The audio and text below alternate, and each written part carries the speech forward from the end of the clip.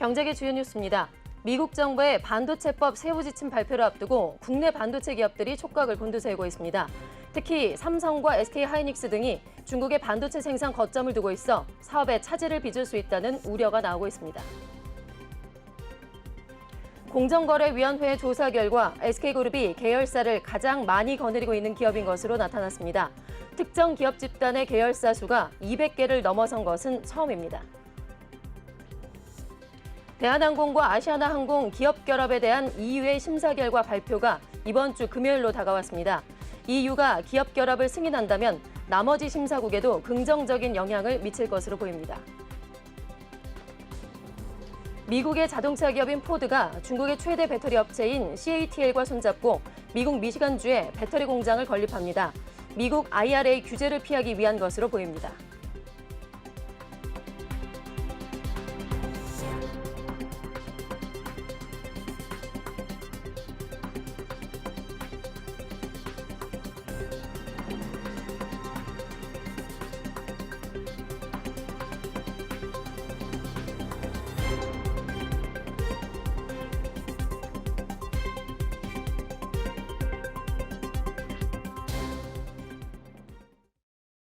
네, 시청자 여러분 안녕하십니까? 2월 13일 MBN 뉴스 프라임 시작하겠습니다. 오늘의 첫 코너는 프라임 이슈 시간입니다. 취재 기자와 함께 경제계 이슈를 알아보는 시간이죠. 김보겸 기자와 함께하겠습니다. 어서 오세요. 네, 안녕하세요. 네. 자, 미국 정부의 반도체법 세부 지침 발표를 지금 앞두고 있는데 이 때문에 우리 K반도체 기업들의 긴장감이 상당히 높아지고 있습니다. 지금 미국과 중국 사이에 낀 우리 기업들의 입장에서는 진퇴양난에 빠진 상황이다라고 하는데요. 이유를 어디서 꼽을 수가 있을까요? 네, 이 지침에는 미국 정부의 지원을 받을 경우 중국 현지 투자를 10년간 제한하는 가드레일 조항이 포함될 가능성이 있기 때문인데요. 미국의 대중 반도체 압박 심화로 삼성전자와 SK하이닉스 등 중국의 반도체 생산 거점을 두고 있는 국내 주요 회사들의 경우 법안 발의 이후 현지 공정 투자에 차질을 빚을 수 있다는 우려가 나오고 있습니다. 미국의 IRA 영향을 받는 국내 배터리, 완성차 대기업들도 조 바이든 행정부의 행보를 예의주시하며 발빠르게 대응하고 있는데요. 이달 미국 정부는 반도체 과학법 세부 지침 발표를 위해 자국 글로벌 반도체 기업 고위 경영진과 논의 중입니다. 한국 정부도 미국 정부와 긴밀하게 조율하면서 각종 정보를 우리 기업에 공유 중인 것으로 알려졌습니다. 네. 그 말씀하신 미국의 반도체법 세부 지침의 핵심 포인트는 앞서서 얘기했던 가드레일 조항이 될 것 같은데 구체적으로 어떤 내용을 좀 담고 있을까요? 네, 가드레일 조항은 지난해 8월 미국 바이든 대통령이 서명한 반도체법, 향후 미국이 현지 반도체 투자 기업에 약 67조 원 규모의 보조금과 각종 세제 공제 혜택을 제공한다는 내용이 담겨 있는데요. 삼성전자는 이에 발맞춰 2024년 가동을 목표로 미국 텍사스주 테일러에 신규 파운드리 공장을 짓고 있습니다. SK하이닉스 역시 미국의 첨단 패키징 공장 설립을 추진하면서 바이든 행정부와의 끈끈한 협력을 기대하고 있는데요. 다만 삼성전자와 SK하이닉스의 변수는 세부 지침에 포함될 가드레일 조항으로 미국 지원을 받은 기업들은 향후 10년간 미국 안보에 위협을 주는 국가에 반도체 투자를 할 수 없다는 내용이 담겨 있습니다. 예. 이는 중국의 반도체 굴기를 겨냥한 조치로 분석되는데요. 두 회사가 가드레일 조항을 적용받을 경우 중국 공장의 미세 공정 업그레이드 과정에서 향후 10년간 큰 차질이 불가피합니다. 삼성전자는 중국 시안에서 낸드 플래시 공장을, SK하이닉스는 우시에서 디램을 생산하면서 중국 내수 시장에 대응하고 있고요. 이들 공장에서 생산되는 메모리 반도체는 양사 전체의 생산량의 40%에서 50%를 차지할 만큼 중요합니다.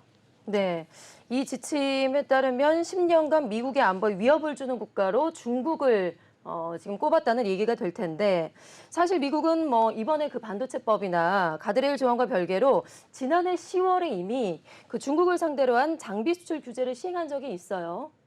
네, 맞습니다. 이때 미 정부는 삼성전자와 SK하이닉스에 대해서 1년간의 유예 조치를 내린 바 있는데요. 국내 업계에서는 올해 10월 미국 정부의 유예 갱신 여부가 향후 양사 중국 반도체 투자에 중요한 변곡점이 될 것으로 내다보고 있습니다. 네, 그래서 지금 배터리 업체와 자동차 업계에서도 상당히 분주하게 움직이는 그런 모습을 보이고 있는데 그 IRA의 새로운 공급망에 대한 대응들을 준비하고 있다고요? 네, LG 에너지 솔루션과 삼성 SDI, SK온 등 배터리 업계는 미국의 IRA 시행에 따라 중국산 소재를 배제해야 하는 문제를 떠안고 있는데요. IRA에 따르면 전기차 세액공제 최대 금액은 약 950만 원으로 배터리 핵심 광물의 40% 이상을 미국이나 미국과 자유무역 협정을 맺은 나라에서 채굴, 가공해야 소량할 수 있습니다. 하지만 최근 전기차 배터리 핵심 소재의 대중국 수입 의존도는 되레 심해지고 있는데요. 한국무역협회에 따르면 지난해 한 해 동안 2차 전지 핵심 소재인 수산화 리튬 전체의 수입액 36억 8천만 달러 가운데 중국 수입액은 32억 3천만 달러로 87.9%를 차지해 2021년보다 4.1포인트 높아졌습니다. 네. 지금 우리가 짚어본 반도체 업계와 배터리 업체만이 아닙니다. 지금 완성차 업계도 상당히 골머리를 앓고 있다는데 상황이 어떻습니까? 네, 현대차 그룹 같은 경우 IRA에 대응하기 위한 다양한 돌파구를 마련하고 있는데요. IRA의 전기차 세액공제 조건에는 북미에서 최종 조립돼야 한다는 내용이 포함되어 있어 아직 전기차 전용 공장이 없는 현대차 그룹은 혜택을 받을 수 없는데요. 이에 현대차는 2025년까지 조지아주에 짓고 있는 전기차 공장을 완공시킬 계획입니다. 다만 상업용 자동차는 이런 요건과 상관없이 세액공제를 받을 수 있게 되면서 5% 미만인 리스차 비중을 30% 이상으로 확대하겠다는 게 현대차 측의 계획입니다. 네, 알겠습니다.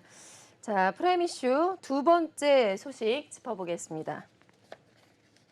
네, 공정거래위원회 조사 결과 SK그룹이 계열사를 가장 많이 거느리고 있는 것으로 나타났습니다. 자, 김 기자, 최근 들어서 이보다 더 계열사를 늘리는 추세라고 하는데 지금 어느 정도나 될까요? 네, 공정거래위원회에 따르면 지난해 자산 5조 원 이상의 대규모 기업 집단 76개 가운데 SK그룹의 계열사를 가장 많이 늘린 것으로 나타났습니다. 이달 1일 기준 SK그룹 계열사 수는 201개로 지난해 2월 1일 대비 25개 증가했는데요. SK그룹은 계열사를 2010년 75개, 2015년 82개, 2020년 125개 등으로 늘었고 특히 2021년 148개, 2022년 186개, 올해 201개 등 최근 3년간 급증하는 추세입니다. 네. 특정 기업 집단의 계열사 수가 200개를 넘어선 것은 1987년 대기업 집단 지정제도 도입 이후 이번이 처음인데요. 업종별로는 다양한 계열사를 겨누리고 있습니다. 반도체, 해상풍력, 폐기물 처리, 공항버스, 대리기사 솔루션 관련 업체를 인수하고 롯데그룹과 수소 유통 판매업체 등도 설립했습니다. 네, 상당히 분야도 다양하고 개수가 계열사가 200개가 넘는다. 상당히 놀랐습니다. 그렇다면은 다른 기업들의 또 계열사 수도 궁금해지는데 특히나 업계 1위죠. 삼성 같은 경우는 계열사 수가 얼마나 될까요? 네, 삼성전자의 경우 지난해 60개에서 올해 63개로 3개 증가한 것에 그쳤습니다. 카카오의 경우에는 계열사 수 126개로 SK그룹에 이어 두 번째로 많았지만 지난해와 비교하면 계열사가 12개 줄어들었는데요. 예, 예. 이외에 현대자동차 2개, 포스코 5개, 한화 6개, 롯데 3개, 신세계 2개, KT 1개 등 주요 기업들의 계열사 수 증가폭은 다소 작았습니다. 반면 계열사 수가 줄어든 기업으로는 LG그룹이 9개, CJ그룹이 5개로 나타났습니다. 네, 바로 이어서 프라임 이슈 세 번째 짚어보겠습니다. 대한항공과 아시아나항공의 기업 결합 심사가 다른 나라에서 계속해서 진행이 되고 있습니다. 중국 경쟁당국의 심사를 받은 지가 지금 한 2주 정도가 흘렀는데요. 자, 김 기자, 이번 주에도 있죠. 이번 주에는 지금 유럽연합 심사 결과 발표가 기다리고 있다고요. 네, 맞습니다. 대한항공과 아시아나항공 기업 결합에 대한 EU의 심사 결과 발표가 이번 주 금요일 앞으로 다가왔습니다. 대한항공은 2021년 1월 EU와 사전 협의 절차를 개시하고 2년간의 치열한 사전 협의 끝에 올 1월 13일 기업 결합 신고서를 제출했습니다. EU의 양사 기업 결합 심사 결과에 세간의 관심이 집중되고 있는데요. EU는 기업 결합을 필수적으로 신고해야 하는 국가 중에서도 심사 절차가 까다로운 축에 속합니다. 다만 M&A에 다소 매우 보수적인 입장을 견지해온 EU가 양사 기업 결합을 승인한다면 나머지 심사국에도 긍정적인 영향을 미쳐 합병 작업이 급물살을 탈 전망인데요. EU는 캐나다 항공사와 스페인 항공사의 기업 결합에 대해 경쟁성 저하 우려를 이유로 반대한 전례가 있습니다. 네. 그러니까 EU가 승인을 하게 되면 아직 남아있는 다른 나라 심사에도 좀 영향을 미칠 것 같은데 그런데요. 지금 EU가 심사 기한을 더 연장할 가능성도 있다고요. 네, 맞습니다. 기업 결합 신고서가 제출되면 EU는 35일 안에 1단계 심사를 끝내야 하는데 이는 심사에서는 가장 시장 경쟁 제한성과 독점 여부 등을 집중적으로 점검합니다. 아울러 해당 기업은 신고서 제출 뒤 20일 이내에 경쟁 제한 우려를 해소하기 위한 자체 시정 방안을 EU에 제출해야 하는데요. EU가 1단계 심사만으로도 충분하다고 판단하면 합병을 곧바로 승인하지만 시정 방안이 필요하다고 판단할 경우 2차 심사에 들어갑니다. 대한항공 관계자는 EU로부터 2차 심사 관련해서는 공식적으로 통보받은 내용이 전혀 없다며 아직 EU가 밝힌 1차 심사 기한 전이라 심사 결과를 기다리고 있다고 말했습니다. 네, 알겠습니다. 자, 그다음 이슈, 프라임 이슈 네 번째 소식 짚어보겠습니다. 자, 미국의 자동차 기업이죠. 포드가 중국의 최대 배터리 업체인 CATL과 손잡고 지금 미국의 미시간주에 35억 달러를 투자해서 배터리 공장을 건립하겠다고 밝혔습니다. 자, 김 기자, 양사의 지금 합작 발표 진행 상황은 어떻게 되고 있을까요? 네, 로이터 통신 등 주요 외신에 따르면 양사는 이번 주 내 합작 공장 설립을 발표할 예정입니다. 앞서 지난해 7월 CATL과 포드는 향후 10년간 리튬 인산철 배터리 공급 계약을 체결한 바 있는데요. 같은 해 12월 합작 공장 설립 협의를 진행해 왔습니다. 포드는 올해 중에 머스탱 마하2 전기차에 내년 초부터는 전기 픽업 트럭 F150 라이트닝에 단가가 저렴한 CATL의 리튬 인산철 배터리를 각각 사용할 계획인데요.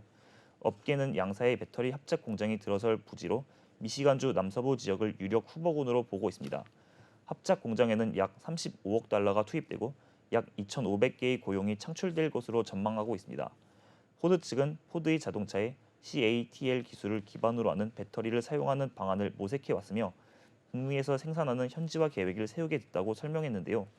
이번 합작 공장 방식은 포드가 공장의 지분을 100% 소유하고 CATL은 설계와 기술 등을 담당할 것으로 전해졌습니다.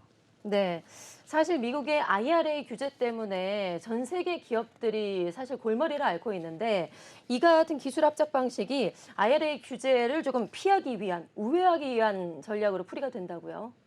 네, 맞습니다. 현행 IRA 규정은 중국으로부터 채굴 가공된 원자재가 전기차 배터리의 일정 비율 이상 사용되면 세액공제 혜택을 받을 수 없는데요. CATL은 합작 공장의 기술력을 공유할 뿐 직접 투자하지 않기 때문에 IRA의 세제 혜택을 받을 수 있을 것이라는 해석을 내놓은 것으로 추정됩니다. 리튬 인산철 배터리는 국내 기업이 주력하는 니켈, 코발트, 망간 배터리에 비해 가격 경쟁력이 높습니다. 이번 합작으로 CATL의 리튬 인산철 배터리에 세액 공제 혜택이 적용될 경우 국내 배터리 기업은 북미 시장에서 경쟁력을 이룰 수 있다는 평가도 나오고 있는데요. 현재 포드는 SK온과 JV 블루 오벌 SK를 설립하고 미국 켄터키 테너시 등지에 129기가와트시 규모의 배터리 생산 라인을 구축하고 있습니다. 또 포드는 LG 에너지 솔루션과 튀르키예 현지의 배터리 합작 공장 건립을 협의 중입니다. 네, 자, 다음 소식으로 넘어가 보겠습니다. 자, 프레임 이슈 다섯 번째 소식인데요. 자, 포스코와 포항시가 지난해 2월에 포스코홀딩스 본사를 포항으로 이전하기로 합의를 했었고요. 오는 3월까지 이전 작업을 마무리하겠다고 약속을 했었습니다. 그런데 약속이 제대로 이행되지 않고 있다면서 지금 포항시와 포스코가 관계가 조금 삐걱거리고 있다고 하는데요. 김 기자, 내일 특히나 시민단체가 지금 서울까지 올라와서 최정우 포스코홀딩스 회장의 퇴진 집회까지 열겠다고 엄포를 놨다고요. 네, 맞습니다. 포항 지역 시민사회단체로 구성된 포스코 지주사 본사 미래기술연구원 포항 이전 범시민대책위원회는 내일 오전 9시 서울 수서경찰서, 오전 10시 용산 대통령실, 오전 11시 30분 서울 포스코센터에서 각각 집회를 열 방침입니다. 범대위는 이번 집회에서 약 1,000여 명이 참여할 예정이라고 전했는데요. 범대위는 최정우 회장 업무상 배임 사건의 엄정한 수사와 퇴진, 포스코 지주사 본사 및 미래기술연구원의 실질적 포항 이전 등을 축소할 예정인데요. 범대위는 포스코가 지주회사를 서울에 설립하기로 한 데에 반발해 포항 지역 시민단체가 지난해 2월 결성한 단체입니다. 범대위 관계자는 포스코홀딩스 소재지 주소를 포항으로 이전하면 당연히 서울 사무소에는 필수 요원만 남고 대다수 인원이 포항으로 옮겨와야 한다며 계열사로 위상이 추락한 포스코의 서울 사무소 근무자들도 상당수 포항으로 옮겨오는 것은 당연하다는 입장입니다. 네. 자, 그런데요. 이 과정에서 논란이 또 하나가 발생을 했습니다. 이 포항의 한 단체가 집회 회원 참여를 독려를 하면서 지금 포항시 쪽에서 간곡한 협조 요청이 있었다라고 얘기하는 문자 메시지를 보내서 또 논란이 일고 있다고요. 네, 맞습니다. 이에 포항시는 해당 사건에 대해 수습하고 나섰는데요. 포항시는 보도자료를 통해 시는 범대위 집회와 관련해 전혀 개입한 사실이 없고 해당 단체 사무국장이 착오로 보낸 것으로 정정 문자를 보냈다며 시는 범대위 측에 과격한 활동 자제를 요청하는 등 중재자 역할에 힘쓰고 있다고 밝혔습니다. 네. 자, 다음 이슈 짚어보겠습니다. 프라임 이슈 6번째 소식인데요. 금호건설이 인천국제공항공사의 건설 사업 수주를 따내는데 성공을 했습니다.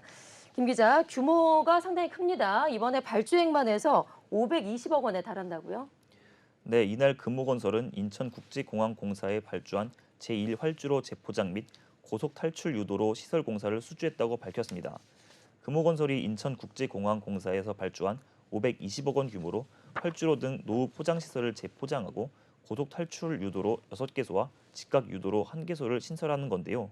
공사 기간은 착공 후 36개월이 소요될 예정입니다.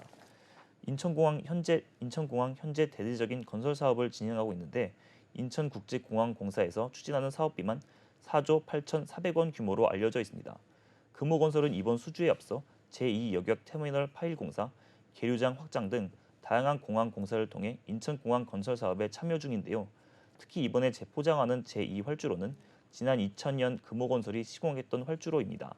20여 년 동안 유지 보수를 통해 운영해오다 이번 공사로 전면 재포장에 들어가게 된 건데요. 금호건설 관계자는 이번 재포장 공사로 기존에 시공한 활주로의 유지 보수 및 성능 개선 공사도 함께 수행할 수 있게 됐다며 인천공항 건설 초기부터 주도적으로 참여했던 만큼 그동안 쌓아온 경험을 최대한 살려 공사를 성공적으로 마무리하겠다고 말했습니다. 금호건설은 인천공항 부지 조성부터 활주로, 여객터미널, 관제탑, 계류장, 급유관로, 공동구, 정비시설 등 다양한 공사를 수행한 바 있습니다. 네. 자, 이렇게 오늘의 경제계 주요 뉴스 프라임 이슈에서 상세하게 좀 살펴봤습니다. 김봉현 기자와 함께했습니다. 고맙습니다. 네, 감사합니다.